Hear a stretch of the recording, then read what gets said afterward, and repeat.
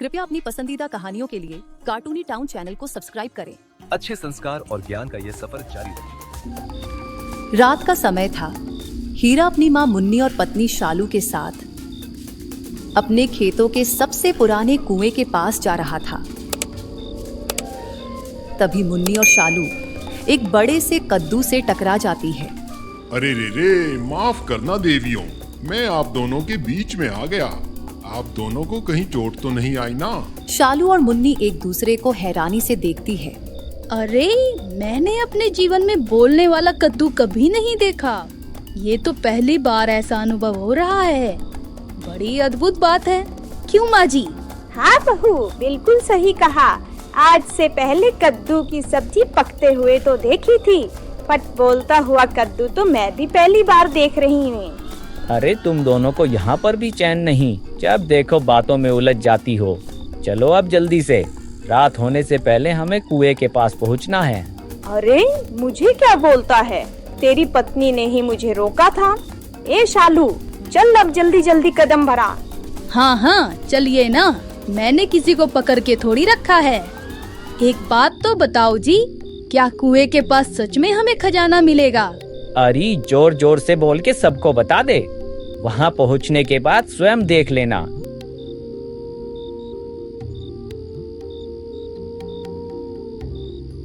हाय राम, अब ये क्या है? अरे बहू, अब ऐसा क्या देख लिया तूने?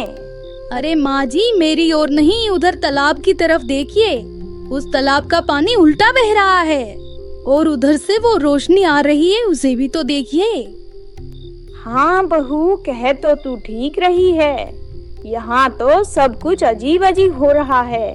बेटा, मुझे तो डर लग रहा है, कहीं इस खजाने के चक्कर में हम अपनी जान से ना हाथ धो बैठे। ये क्या कह रही हैं माँ जी? शुभ शुभ बोलिए। कुछ भी हो जाए, खजाना तो आज हम घर लेकर ही चलेंगे। अरे मैंने तो तुम दोनों को पहले ही बताया था, रात को हमारे खेतों में कुछ अजीब सी घटनाएं होती हैं। तुम ही दोनों खजाने के चक्कर में यहाँ आ गई। अब चलो देखते हैं आगे क्या होगा। आगे मार्ग में दोनों उड़ती हुई बकरियों को देख हक्की बक्की रह जाती है। अरे बहू, तूने ऊपर देखा क्या, उड़ती हुई बकरियों को? हाँ माँ जी, देखा तो मैंने भी। अब इधर उधर मत देखिए, मैंने तो माँ जी आँख बंद कर ली है अपनी। बस अब जल्दी से खेत पहुँच जाएं। राम राम जपते हुए तीनों खेत के पुराने कुएं के पास पहुंच जाते हैं। ले बेटा हीरा, हिम्मत करके खेत में पहुँच तो गए हैं। अब जल्दी से खजाना दिखा हमें। माँ, तुम दोनों यहीं रुको, खजाने के लिए मुझे कुएं के अंदर उतरना होगा। हाँ जी, हम दोनों यहीं रुके हुए हैं। आप तो बस जल्दी से इस कुएं के अंदर जाइए और वो संदूक ऊपर ले आइए।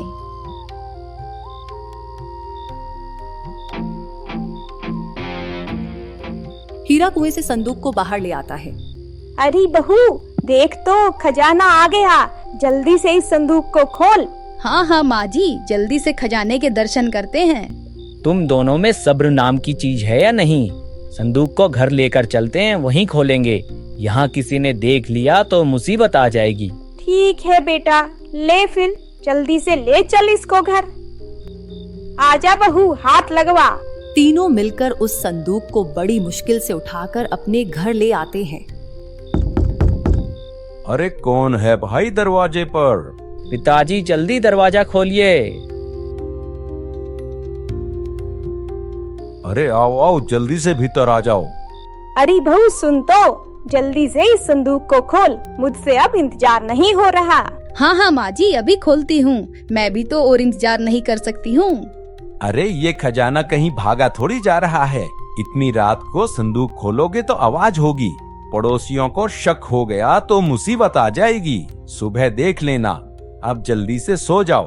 अरे हीरा के बापू, एक झलक देखने दो ना। अरे तुम्हें एक बार में बात समझ नहीं आती, बोल दिया ना सुबह देख लेना। और दोनों एक बात और सुनो, किसी को कानो कान ये खबर नहीं होनी चाहिए कि हमारे घर खजाना रखा है। अरे हम क्या गांव भर में चुगली करती फिरती हैं जो किसी को बताएंगी? क्यों शालू बहू, ठीक कहा ना? हाँ ससुर जी, हम दोनों तो बस अपने काम से काम रखते हैं। हमारे पास इतना समय होता ही कहाँ है कि गांव भर में चुगली करती फिरें। क्यों सासू माँ, ठीक कहा ना मैंने? हाँ मेरी लाडली बहू, बिल्कुल ठीक कहा। अरे हाँ, मुझे सब पता है, तुम दोनों तो कुछ बोलती ही नहीं। सही कहा पिताजी, इन दोनों के मन की बात तो गांव वाले ऐसे ही पढ़ लेते हैं। इसके बाद सब सो जाते हैं। अगली सुबह अरे बहू खड़ी हो, जल्दी से संदूक खोलते हैं, देखे तो इसमें क्या क्या है। हाँ माँ जी, जल्दी से खोलो। हीरा की माँ, तुझे इतनी जल्दी क्या हो रही है? पहले तुम दोनों नहा धोकर गांव के मंदिर में जाओ और भगवान का इस खजाने के लिए धन्यवाद करके आओ, उसके बाद इसे खोलेंगे। ठीक है पिताजी। माँ जी, मैं नहाने जा रही हूँ, आप भी जल्दी से तैयार हो जाइए, फिर दोनों मिलकर मंदिर चलते हैं। हाँ बहू, मैं भी नहा धोकर अभी तैयार होती हूँ। दोनों तैयार हो मंदिर के लिए निकल जाती हैं। अरे बहू, चलना एक बार चौपाल की तरफ चलते हैं। जब तक यह खजाने वाली बात किसी को नहीं बताऊंगी, ये पेट में दर्द ठीक नहीं होगा मेरा। बताना तो मैं भी चाहती हूँ, परंतु पिताजी ने ये बात बताने के लिए मना किया है ना। अरे इनकी बात तू छोड़, ये तो ऐसे ही बड़बड़ करते हैं। चल।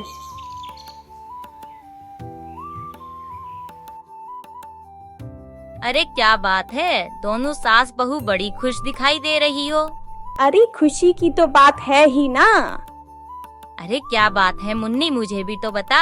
देख विमला, तू मेरी पक्की सहेली है, इसीलिए तुझे यह बात बता रही हूँ, पर तू किसी को यह बात बताना मत। अरे हाँ, नहीं बताऊंगी, तू पहले मुझे तो बता क्या बात है।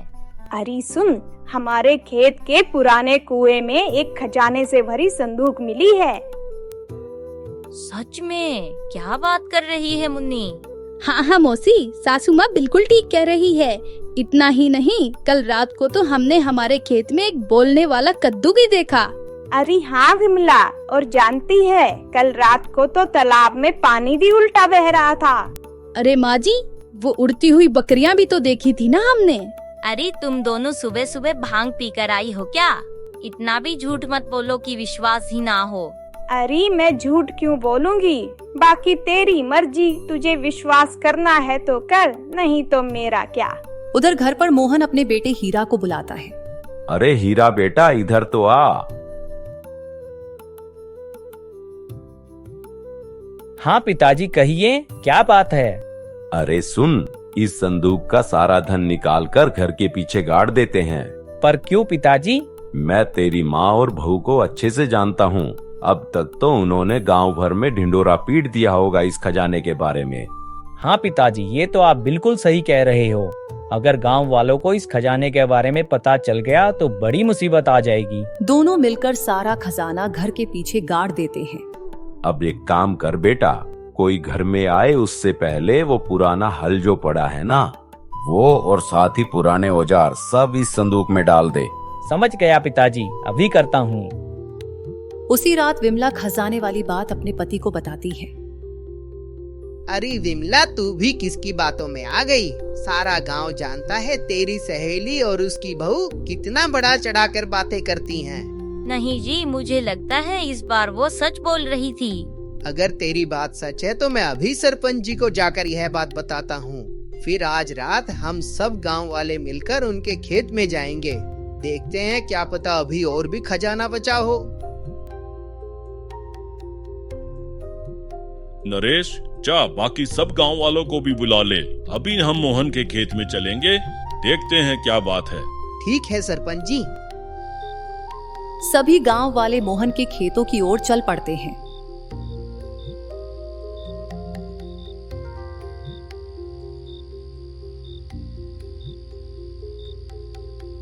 नरेश, तू तो कह रहा था रास्ते में बोलने वाला कद्दू मिलेगा, यहाँ तो कुछ भी नहीं मिला।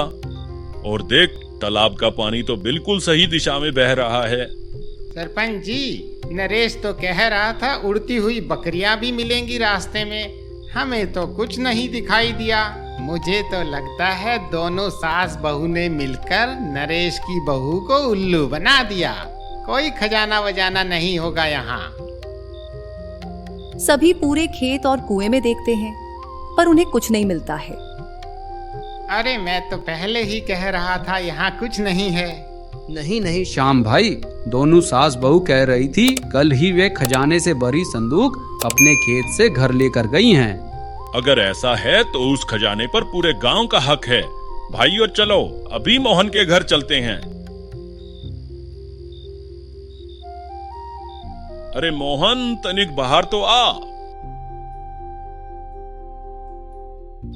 अरे सरपंच जी, इतनी रात गए? बाकी सब गांव वालों के साथ सब कुशल मंगल तो है ना? अरे मोहन, ये विमला कह रही थी कि तुम्हारे खेत में बोलने वाला कद्दू है।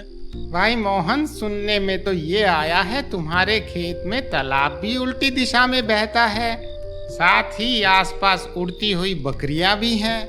अरे विमला बहन, ये सब आपसे किसने कह दिया? और कौन कहेगा, ये मुन्नी और शालू ने ही आज सुबह बताया था। अरे मौसी, फिर तो इन्होंने ये भी बताया होगा कि हमें एक खजाने से भरी हुई संदूक मिली है। हाँ हाँ हीरा बेटा, यह भी बताया था। मोहन, वही संदूक तो हम देखने आए हैं।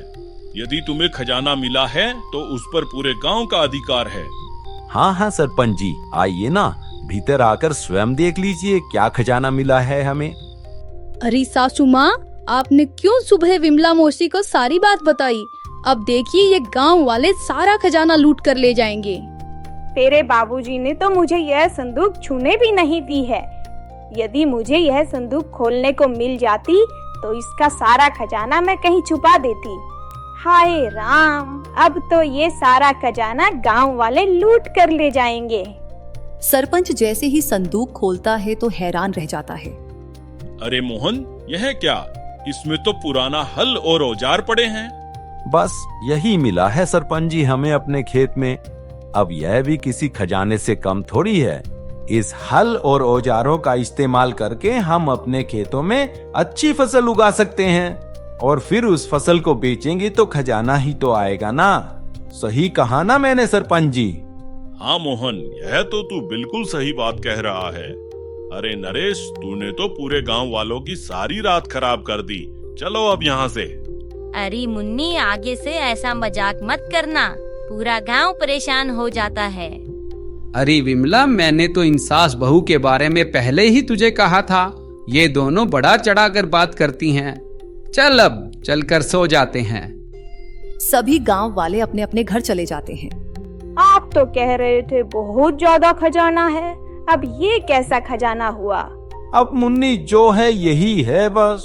अगले दिन मोहन और हीरा खेतों में बात करते हैं। पिताजी, आपने अच्छा किया जो सारा खजाना घर के पीछे गड़वा दिया, नहीं तो यह सारा खजाना लुट जाता।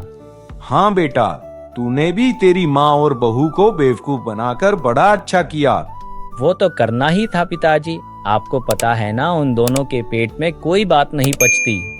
वैसे बेटा, वो सब तूने कैसे किया? वो बोलता हुआ कद्दू, उल्टा बहता तालाब, उड़ती हुई बकरियां, ये सब कैसे किया?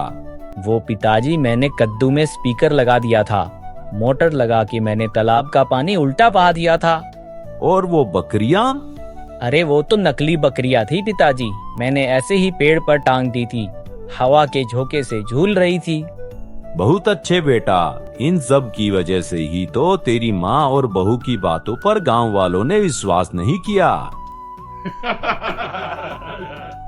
वैसे पिताजी, अब इतने खजाने का हम क्या करेंगे? मेरी बात ध्यान से सुन बेटा, उस खजाने में से हम अपने लिए 1 रुपया भी इस्तेमाल नहीं करेंगे। हम उससे धर्म कर्म के काम करेंगे, जरूरतमंदों की मदद करेंगे। अपने खर्च के लिए हम मेहनत करके कमाएंगे। उस खजाने पर हमारा कोई अधिकार नहीं है। वाह पिताजी, आप जैसा पिता पाकर मैं धन्य हो गया। उस दिन से दोनों सारा खजाना दूसरों की मदद के लिए खर्च करने लगे। ऐसी रोचक कहानियों के लिए हमारे चैनल को सब्सक्राइब करें।